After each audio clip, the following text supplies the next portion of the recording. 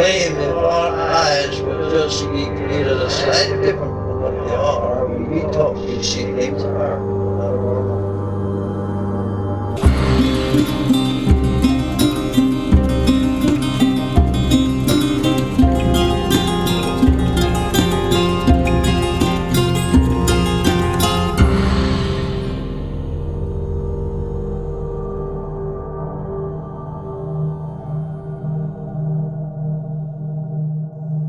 You're listening to Strange Familiars.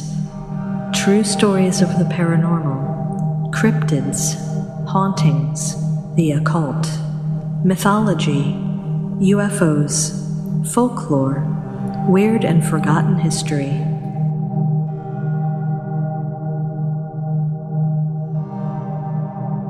Please make sure to like and subscribe to Strange Familiars on iTunes, Stitcher, YouTube, or wherever you are listening. Please share the Strange Familiars page and episodes on Facebook and other social media.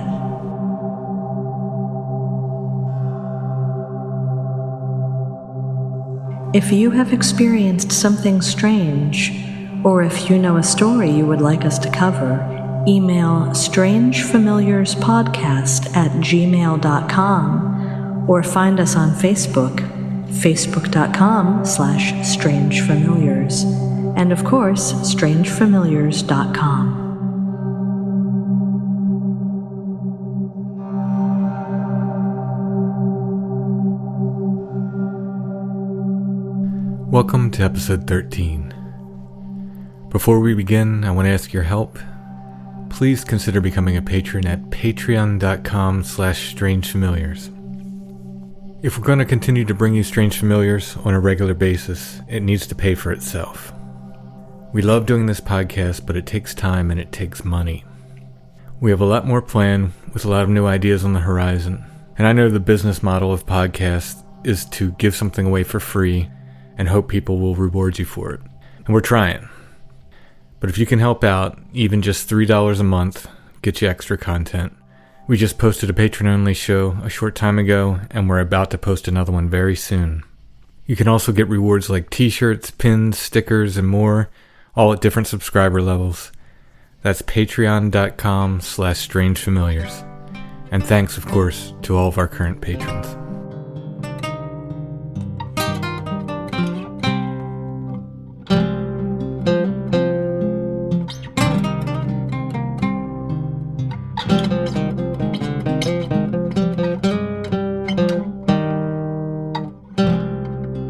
If you like the music we use on Strange Familiars, that's done by my band Stone Breath.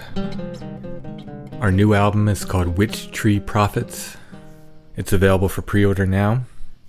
If you get the CD directly from us, it comes with a 30-page booklet, including lyrics, a bunch of illustrations I did specifically for this project, and 2 essays, one by me on the witch tree, and one by David Weatherly on topos. Go to stonebreath.bandcamp.com for more.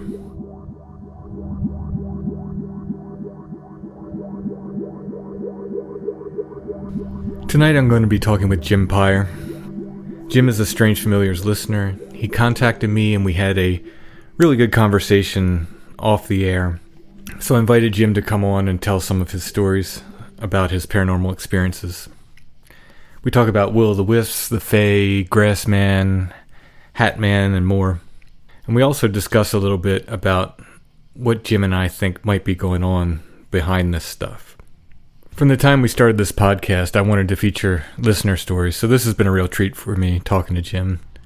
If you have a story of something strange or of a paranormal experience, don't hesitate to contact us at Strange Familiars. We'd love to hear from you. So without further ado, here's my conversation with Jim.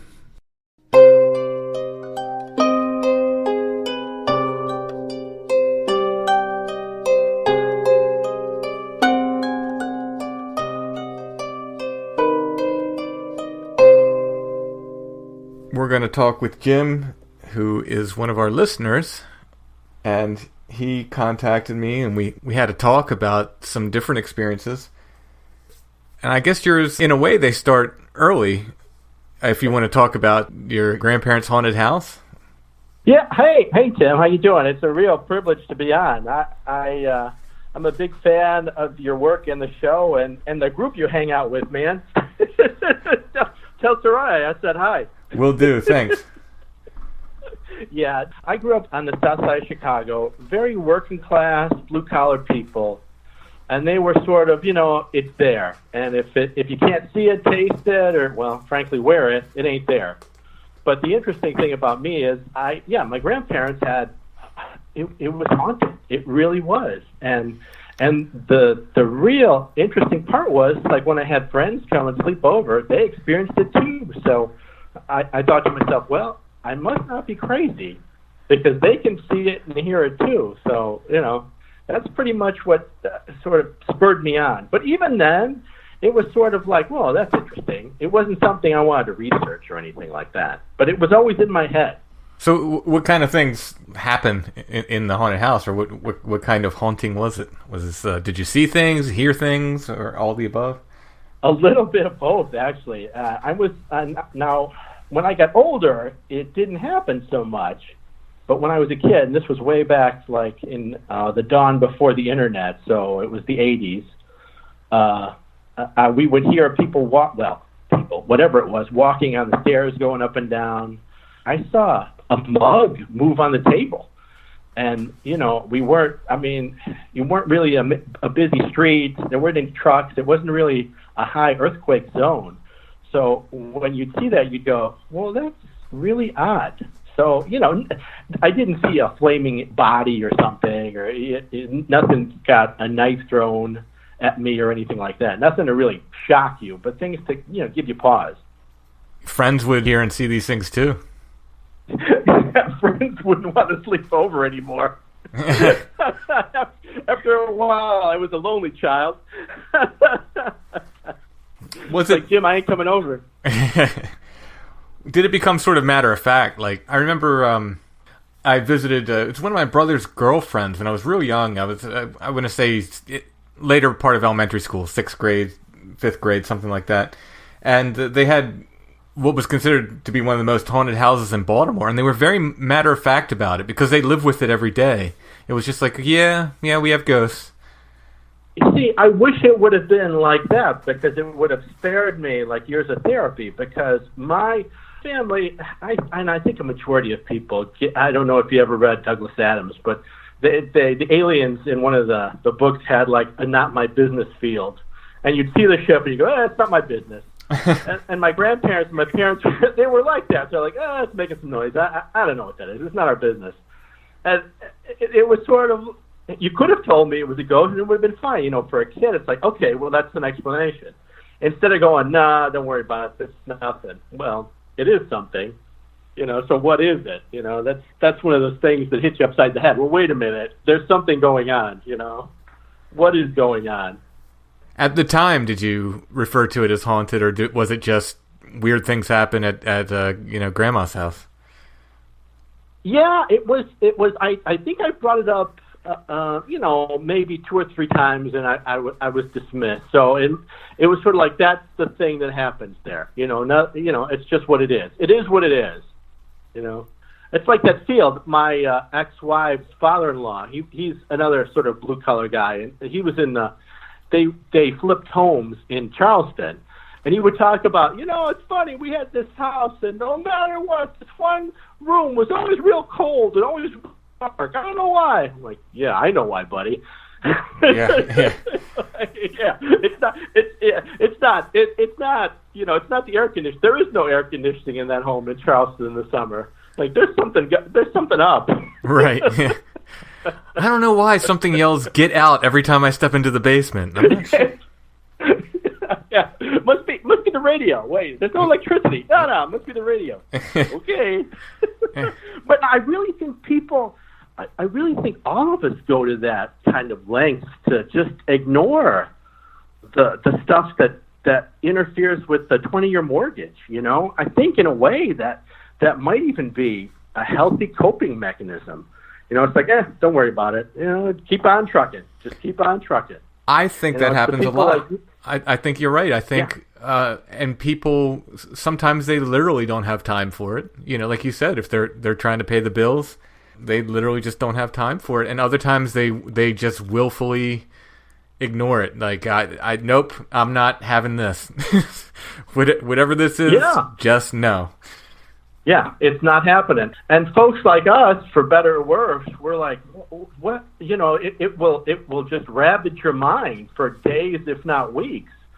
I had an experience where I was in a little town in the middle of, and I've talked about before, but I was in a little town in the middle of Ohio. And one day I was putting on my suit for work, and I heard just as loud as somebody standing next to me, he's putting on the vest. And I was putting on the vest to my suit, you know, and I couldn't get a thing done all day. I try to do some work, and then I go, I heard something say, he's putting on the vest. Right, yeah. It just ruins you, man. In a way, it's like, God bless the other folks, because they're like, nah, nothing happened. Do. Yeah. Give me those expense reports. Well, I know with some of my stuff, which is I'm only begin to deal with it. It's been a lot easier not to. Yeah, I do get that. I think. Oh yeah, I know. I've heard your stuff, and you and I have talked in private, and I've heard the other stuff, and I can't imagine not just ignoring it. You know what I'm saying? You ignore it for your well-being. I mean, especially something like that, something traumatic or something you just like. Oh, that was icky. That's what your brain does. You know, you ignore it. I think that is a defense mechanism. It's a healthy one too. Makes me wonder how many people just on the regular are having, weird stuff happen, and they're just like, nope, not dealing with it. I'd love to find out. I'd love to write a book on that, but like, how would you get it? Because they've ignored it. You know what I'm saying? They've ignored it. I know that it has happened just from talking to certain people, and I'm like, wait, you don't understand what you experienced there? I think it's registered, but I don't know how you'd pull it up, because for them it's just like, whatever. The sky was purple today. Yeah, it's all right. Late for work. Oh yeah, with Bigfoot witnesses, you'll get people that say, oh, it was a bear. It just happened to be, it was walking on two legs. The bear had really long legs and shoulders, and it was swinging its arms and hands, but it was a bear. Yeah, it was knocking a piece of wood against the tree, but I'm sure bears do that. Yeah, because to them, they cannot, they're not going to function in life if it was anything that other than a bear. In order for them to move on, it has to be a bear. God bless, it works.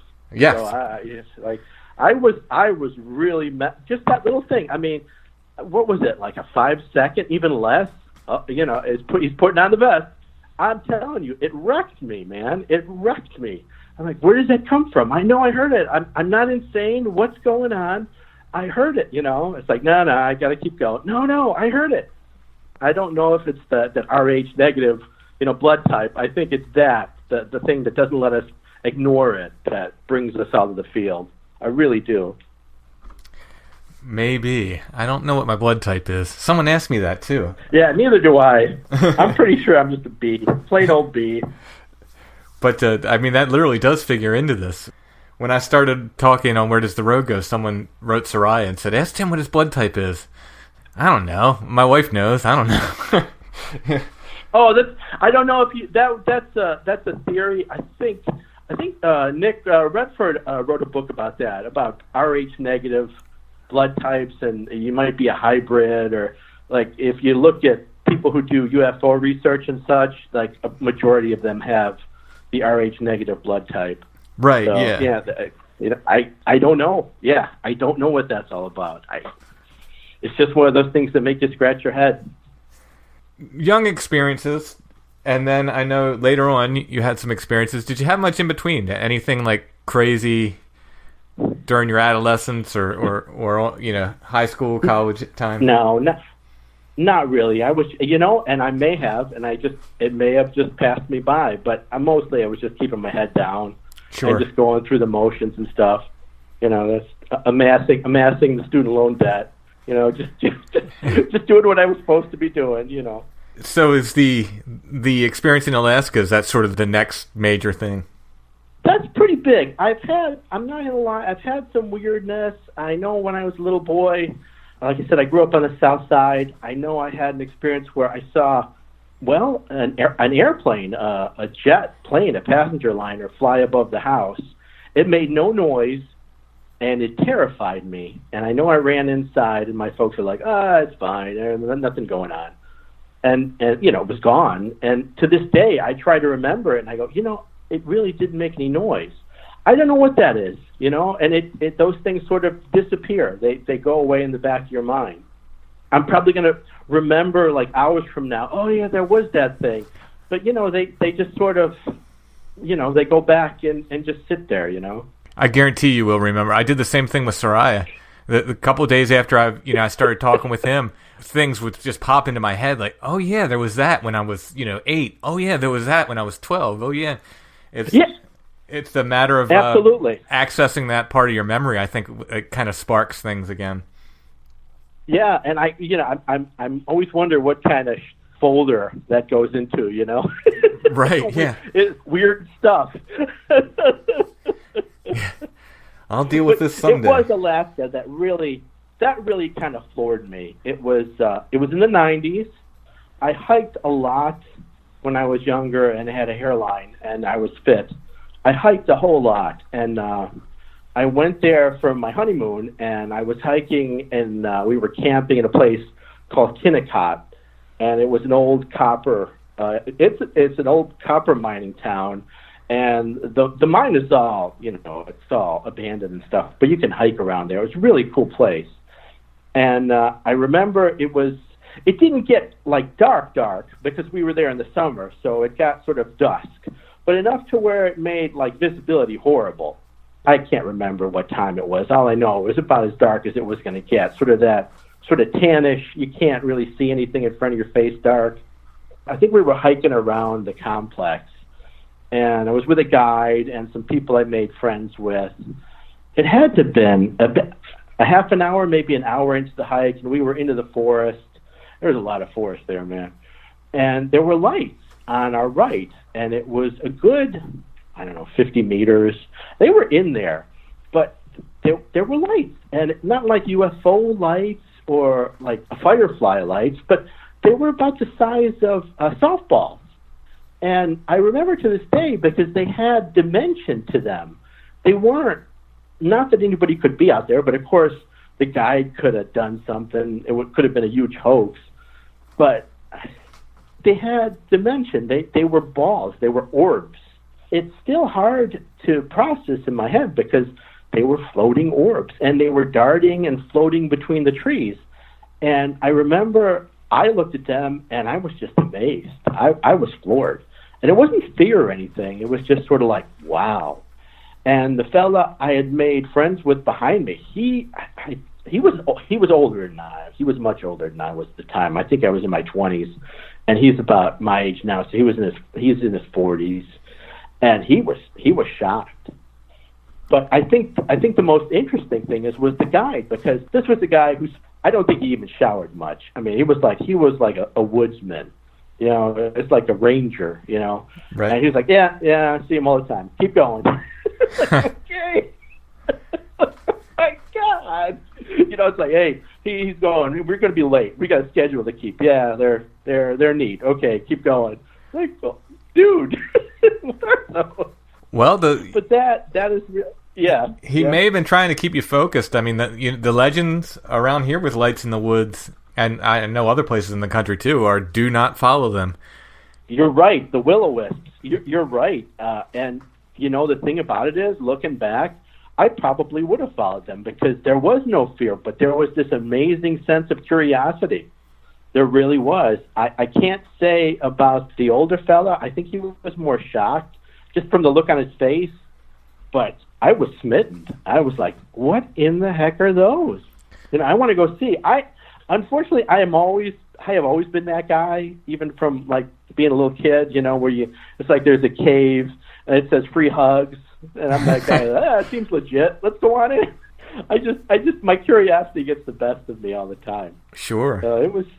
Yeah, it was something. It really was. And that sort of had a huge impact on me. It really did. And from that point on, I really wanted to learn a lot. I remember going to a bookstore when I was there or in surrounding areas and like picking up everything I could about folklore and just Alaska horror ghost stories and such, you know. Did they have any color? That's really when it hit me. These lights, did they have any? As I remember, some days they do and some days they don't. So I'm pretty sure they didn't, because as I see it in my head, it was that weird dusky sort of light out from the sky. So I know you don't really see colors all that well. So if anything, they were just sort of bright white. Mm-hmm. About how many were there? Oh, at least three. And and looking back, it was sort of like they were dancing or playing between the trees, just bobbing up and down, like swimming almost, And maybe I'm skipping too far ahead here, but eventually you kind of came to the conclusion that these were Fae or related to the Fae. Oh, I think so. I mean, here's the deal. I say that, and people think I'm more of a crackpot than I am. But when I say Fae, it's because I get tired of saying, like, creatures we don't know or, transdimensional entities. I just, for brevity, I call them Fae.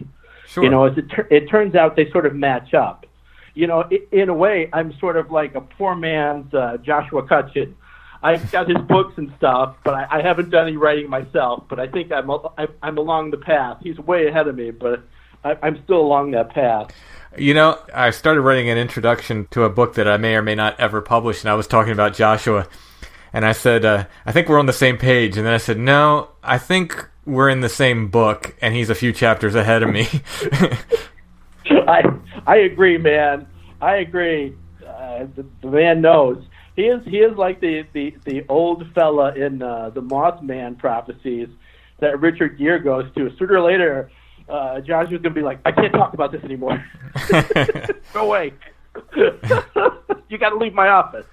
Well, hopefully we can keep him talking, because that's right. I think he's keep doing more books. He's one of the treasures of our community. I think the paranormal community, or whatever label you want to put on this subculture. I think he's a real treasure.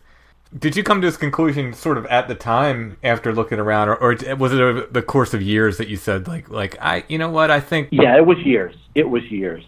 Yeah, it really was, because I started reading about UFO abductions, because you saw those lights and I know you see those lights sometimes with Bigfoot sightings or the hairy hominid sightings, and and then there may be a craft or there might not be, and then you got the high strangeness, and all of a sudden somewhere in my mind it went all into that weird folder, and fell out. Hey, you know what? There's a common denominator to all these things, and it's the Fae. It really is. It is.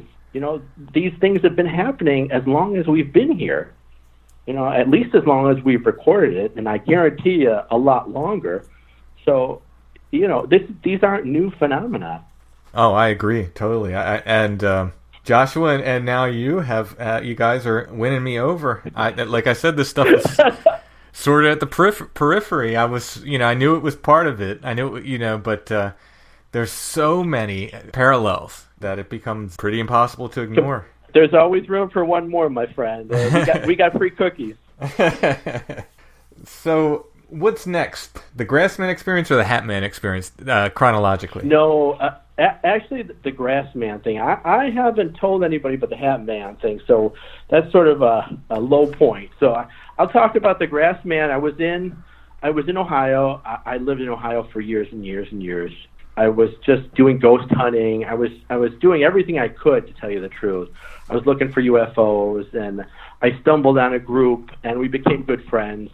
And they were hunters, really rugged, sort of woodsy guys. I learned a lot of stuff from those guys. I think they, if anything, sort of helped me realize, and again, I think you know this too, you begin to realize, okay, people may sort of go, oh, these guys are a bunch of lug nuts and they're not real bright. But they've got interesting stories and they've got interesting experiences, and you get to know them, and they're not messing with you. So if they say they saw something, I'm more likely than not to believe they saw something, Oh, yeah. Or if they say, hey, you know what, go south against the river if you're ever lost and you'll find something. I'm like, okay, I will take everything they gave me to heart. I really will. Sure, yeah. But what had happened was a friend of a friend had opened up some land for hunting, and it was a lot of land, and it was way down south, close to, I can't remember the name of it, but it was a forest preserve, basically. And the guy had just tons of acres, and he was a city boy from Columbus, and he was putting up game trails and sort of refurbishing a house. And he saw something in his periphery, and he freaked. I mean, naturally he freaked. So that's how we ended up going down there. And we were going to make it for a weekend because, we were a bunch of weekend warriors anyway. So they packed up their trucks and stuff, and I had my little car. I was really out of place, man.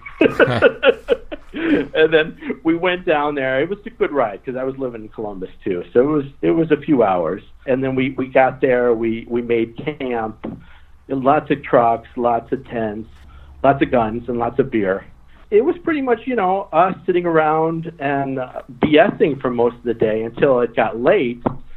And then the guys a majority of the guys, there were 5 of us.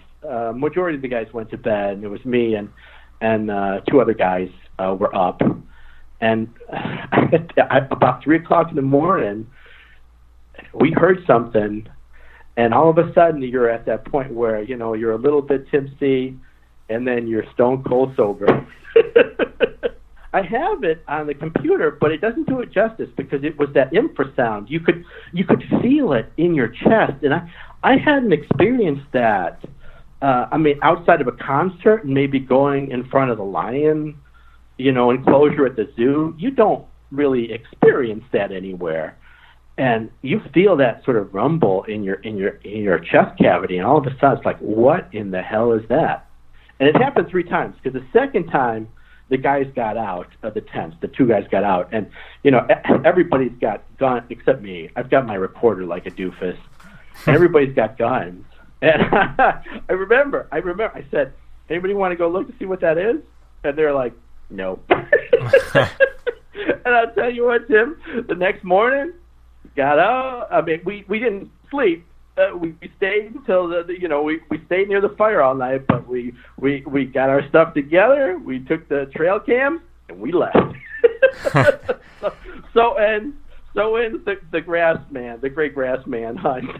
It sounded off in a howling kind of scream. Is that what we're talking about? It was like a deep scream. It wasn't sort of like a monkey, like yowler scream. It was deep, like a lion crossed with a gorilla. So more like a roar. Saying, like that infrasound deep. Yeah, a roar. Perfect, yeah. And it was, like I said, you went from tipsy to sober in a second. Like, boom, what was that? All the hairs pull up on your neck, and you're like, oh, God. Maybe this wasn't such a good idea. And, I don't know why we felt that. Well, I know I felt that way. Looking at the guys, I'm pretty sure they felt that way. But they really were armed. They had enough firepower to what you would think would be to bring down something like that. But you don't know. And your body certainly says, no, you need to go. This isn't right for you. And, and they didn't want to go looking for it. So I was like, all right, that's good enough for me. Fair point. Right. I'm going to sit right here next to the fire until daylight. I've not experienced the roar. I've heard several people talk about the roar. They all describe it the same way. Does it sound similar? Because it was terrifying. It was terrifying. Well, they talk about, like you said, like they can feel it in their body. That's something you hear again and again. Like it shook my body, or I could feel it in my body. I've even heard people say the low growls they can kind of feel in their body. They can, almost feel the vibration of the low growls from those things. But the fear out of nowhere, even without the aid of the roar, I have experienced. And it was hard to stay in place when there was nothing to see and no roar to hear. So I can only imagine you hit that roar. I don't know that a gun is going to give you too much comfort, you know. Yeah, and that's really what it was. There wasn't a lot of comfort. We all hugged the fire, which is kind of a very, in my mind, it's like as primitive as you can get, you know. It's like here we are. It's like 2005, and we've got everything modern technology can afford us, and we're huddled next to a big fire. I mean, that's pretty telling, you know, in my mind. It's like, all right, it won't come by the fire. It won't come by the fire. It calls to that, you know, Stone Age hunter-gatherer that we are still in many ways. Gather around the fire. That fire. Oh yeah, fire will keep you safe. Yeah, I don't think. I mean, what's it? They always do that joke about, hey, look, it's a caveman in modern times. It's like the trick is we're all cavemen in modern times. That's what's really funny. You know, there's not much changed up there. You know, that's because but I do wonder. Is it something that is it just so because it's big or because it's loud? I mean, for you, like for me, I know that sound was terrifying. It really scared me. But like I said, when I talked about the Hatman, I was also really afraid, and there really was no reason for it. And in fact, it's sort of a shameful event. So, is it something they're giving off? Is it something our brains are going, this shouldn't be here? So we short circuit? Is it something very like lizard brain going, you know, it's something I should get away from no matter what? I don't know, you know. With my thing, the only way I could describe it was fight or flight, and if I have to be honest, there was not much fight going on. It was my whole body was saying, "Get, you know, run, get out of here." Were you alone or? I was, yeah. Okay. Here's the Hatman thing. I was living in Columbus. It was a weeknight. I know it was a weeknight because I was grocery shopping with my ex-wife. So many exes, man. I've got so many exes. But I was grocery shopping. We had pulled into the garage, shut the garage. We were coming into the house because the garage was in an alley, and then we had our yard, and then the house. And I had groceries, and she was right behind me with other groceries. And I had the key, and I was opening up the back door, and I turned, and I saw.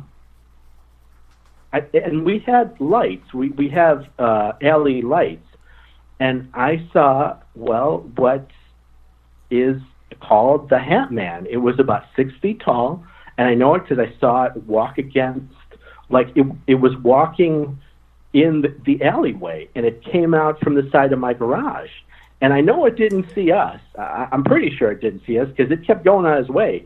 But it was 6 feet tall. It had like a hat.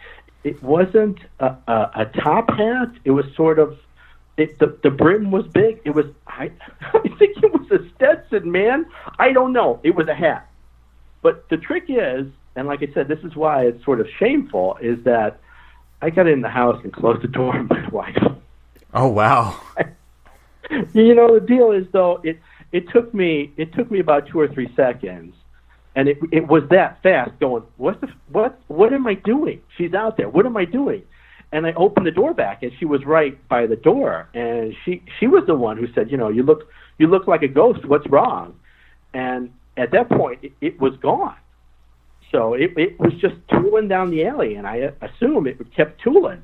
And like I said, this is not something that's going to be on the high point of my life when I look back. You know, it's like, how could you have done that? But it was just so terrifying. I can't explain it. You know, it's like we always want to be the action hero, and I couldn't not. I was like a rabbit. And I've never been like that. I really haven't. I mean, that's not me. I mean, hey, your wife's outside. You know, there's some crazy killer out there. I'll shut the door. No, that's not. No, man. That's like, what's his name? The doctor in Lost in Space. No, that ain't me. But it was just sort of something that, like, short-circuited your system. I don't know how else to describe it, because it only lasted as long as it took me to shut the door and recover. It was just a dark figure in a hat. So I'm like, well, what is it? this is another one that sort of bothers me because I really try to take it apart and go, what caused that? I mean, because I really just saw a dude in a hat. So why did I get so scared? I have no idea. That's the odd thing that even, shadow people, they're just shadows, but people don't get good vibes from, it's the thing where it's like, if we take the obvious, like a 10-foot tall, hair-covered, thing with gorilla with fangs charging you, that's something to wet your pants over. But, but this is just, yeah. Yeah, it's just random dude in an alleyway. It's like, hey, what are you doing here, random dude? Get out of here. Hit the road. In the case of my thing, I mean, there was nothing to see. There was a couple sounds which were completely and totally inconclusive. There was a smell that was, it wasn't so intense that it was going to make me retch or anything. It just happened to be there. And that was it. But the hair on the back of my neck was standing up, and for all the world, I think if I could have run, I would have. I think my legs were not a bang. They were gone, huh? Yeah, I think I was just kind of like, and I was in that zone where I was like, I don't know what to do here. Like, do I run? What do I do? Is running a good idea? Yeah, no, I it used to be, because this happened a long, long time ago, and thankfully I have not had such a moment of cowardice since. But there used to be a part of me that's like, well, they must like shoot out some kind of field to make you just stupid scared.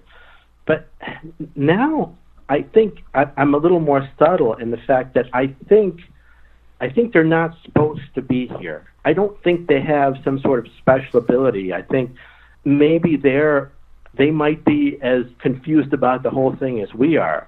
Like maybe the thing didn't even know where it was, or that I saw him or anything. I mean, I don't know.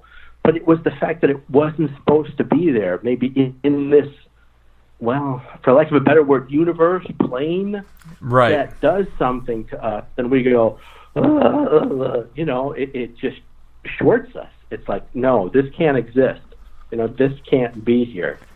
It would work across the board. I mean, you know what I mean? Like from your aliens. I really just like calling them aliens, but it's a good shorthand. I don't believe they're from another planet. But, from aliens to Bigfoot. Same thing, man. I know. Ghosts, for the sake of brevity. Yeah.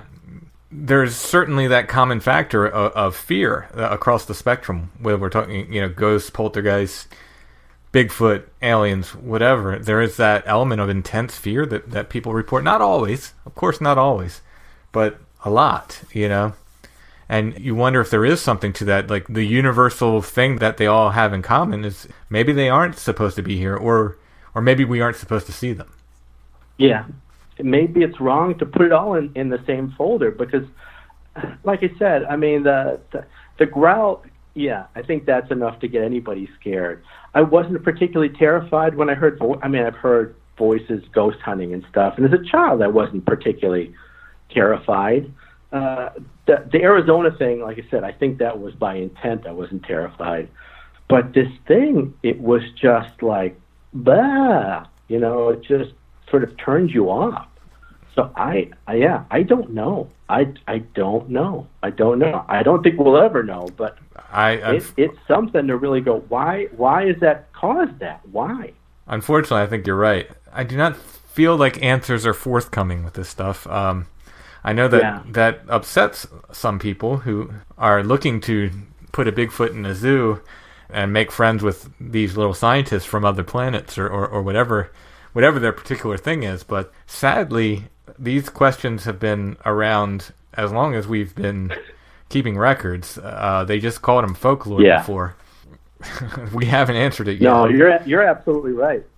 Yeah, and I get the same thing from people, and I go, I love my cat. I think Mr. Pickles is the smartest guy around. But you know what? As much as I try, I can't teach him French. Right. I don't think we have the ability.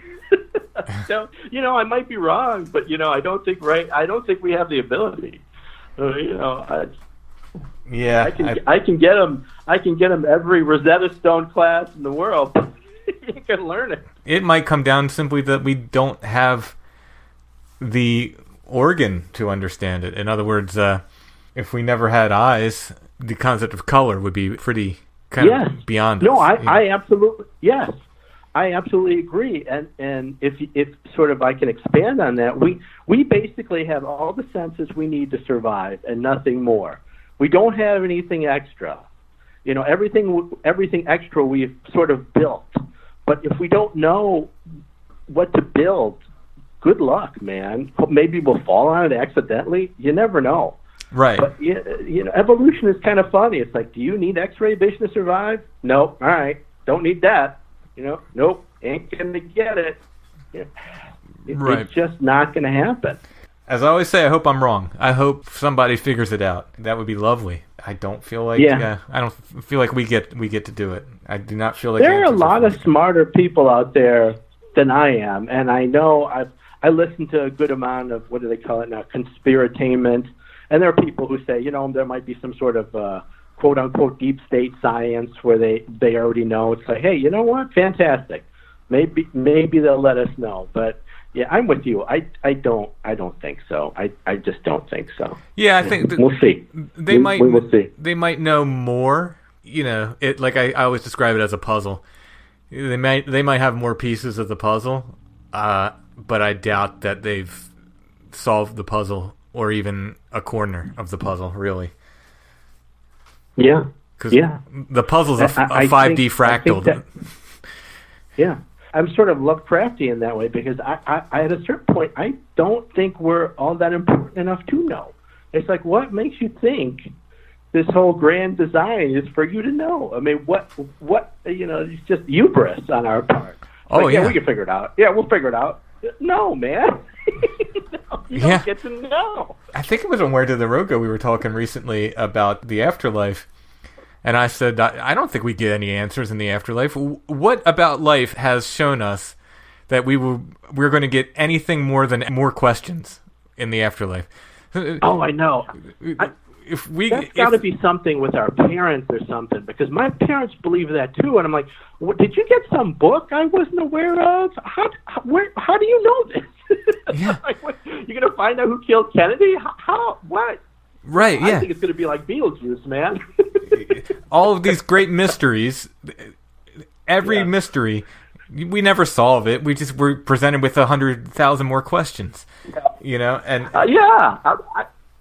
who's to say it's any different than what we're living now? I mean, that really is the truth, isn't it? Yeah, I mean, I just don't have a lot of confidence that we're going to get, you know, we're going to pass on, and then some guy with a long white beard is going to meet us with a great big book of, you know, here's your encyclopedia of all the answers. The great irony is that it'll be that big book, and I'll go, yeah, you got about 3 minutes. Choose wisely. You're due to reincarnate in 3 minutes and 40 seconds, so do your best there. That's right. And when you get back, you won't remember any of it. Exactly, yeah. You're not going to remember any of it anyway, so have fun. That's crazy enough to where it might be true. My wife always says that she only has faith in irony. That's the only thing that she has faith in. So. That is awesome. Yeah. Yes, very, very true. Now, I between you and me, I think there are. I mean, I'm not discounting that there are aliens from some other planet. You know, if it comes to that, can we go faster than light or whatever? Yeah, sure, fine. But if that is the case, it doesn't change anything, because I think we'll ask them, hey, do you know what those lights are in the forest? And they'll go, we thought you knew. Right. I don't think it's going to change anything, man. Yeah. You know, there's always going to be that scratching your head. Yeah, I really do. We can tell you how our ion drives work, but we can't tell you what those things are. Yeah. Oh, well, you know, nope, no idea. Like when you were in the forest, right? How do you know that it wasn't you who shifted, and it was that thing? That's where I'm getting at now. Like, how do you know? Like, I've gone hiking and stuff by myself, and I realize that's colossally stupid, but there have been times when I've looked around and go, I don't recognize this place. And I know damn well I've been there like 100 times before. What, was it just my brain whacking out, or was I really in a different place? I don't know. I mean, this was long before the time of GPS. Right. So I don't know, you know? Yeah, And even if you've got the GPS, why not you have some different planet with different GPS? Yeah. I don't know, Yeah, I've experienced very similar things. And the reverse. Either, like, I know I've been here, but this doesn't look familiar, or the reverse, there's no way I could have ever been here, but I know exactly where I am. Yes, absolutely. And it's very easy to go, well, that's some sort of brain hiccup. And that's fine. That may be. What's causing it is the next step, because it's, in my mind, well, you're doing the same thing I'm doing. You're just going, yeah, well, it's this. Well, how do you know? Well, it's just a guess. Well, I'm guessing that maybe you're not here anymore. Right. Either way, I want to know what's causing it. I mean, really, I want to drill down and find out, okay, what's causing this issue? I don't know. Yeah. And I think with you and me and folks like us, that's the stuff that keeps us up at night, And I wouldn't give it away for the world. I really wouldn't. That's the thing. I went through a period at some point of very real depression. Luckily, it didn't last too long. But in regards to coming to realize that I don't get the answers to this. As much as I love this stuff, as much as I make it a part of my daily routine, as much as I dig in, as many books as I read, the answers are not forthcoming. I'm not going to get them in my lifetime. I mean, I hope I'm wrong, but I kind of really feel like that's just the way it is, and that's something you have to settle with. And eventually, I decided, answers or no, I still love this stuff.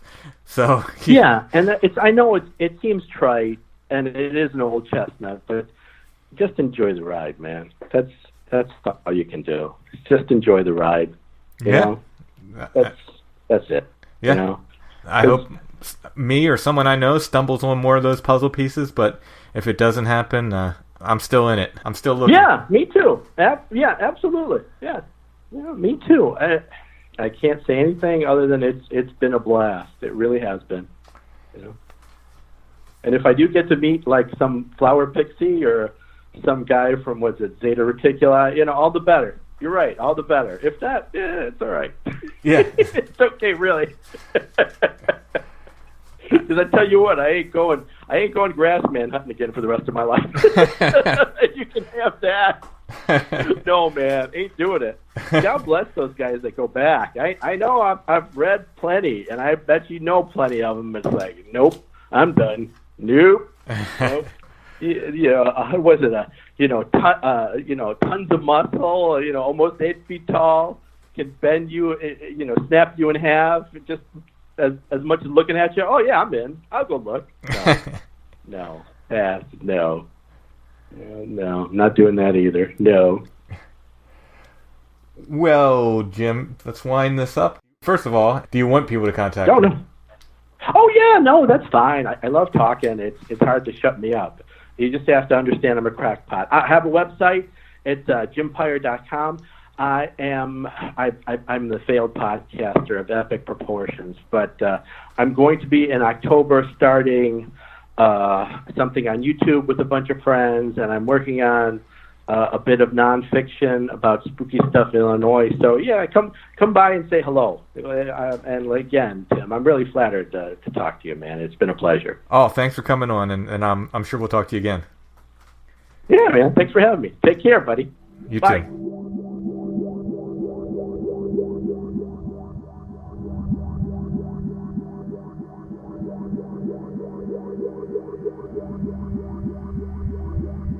Strange Familiars is a production of Dark Holler Arts. Music, art, books, podcasts, and more. darkhollerarts.com. Intro and background music by Stonebreath. Go to stonebreath.bandcamp.com for more.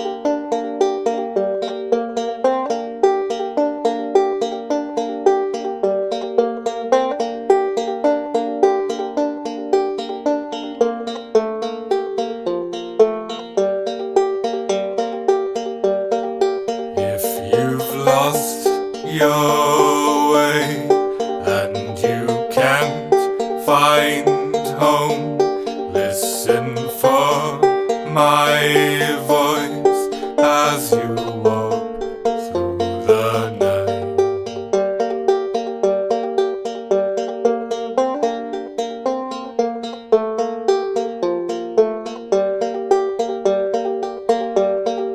For I've lost my way and I have no home.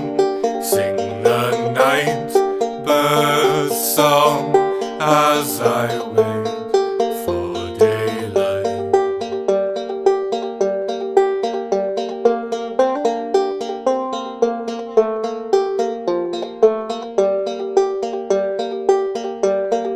Hear my banjo ring, and this song I sing is my offering, and it's all I can give.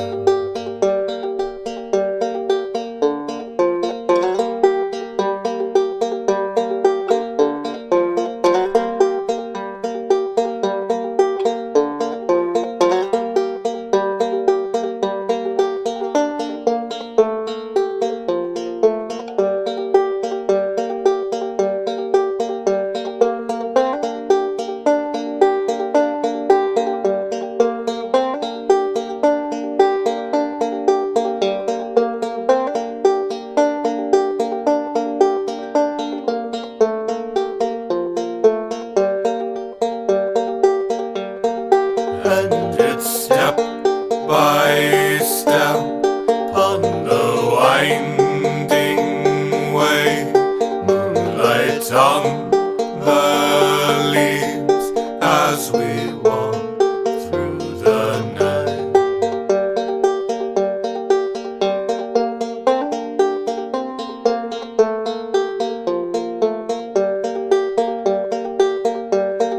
For we've lost our